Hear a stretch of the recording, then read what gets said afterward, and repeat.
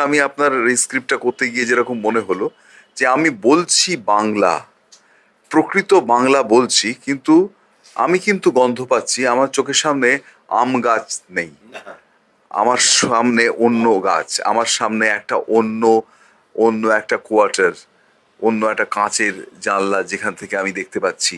এইটা আমি লেখায় পাচ্ছি। আমাকে অনুসরা মজুমদার বলেছিলেন যে আমি বাঙালি হ্যামলেট দেখলাম, প্রত্যেকটা বাংলা ভাষা বুঝলাম, কিন্তু মনে হলো পুরোটা ইংরেজিতে হলো। তা আমি কিন্তু সেইটাই ফলো করার চেষ্টা করি।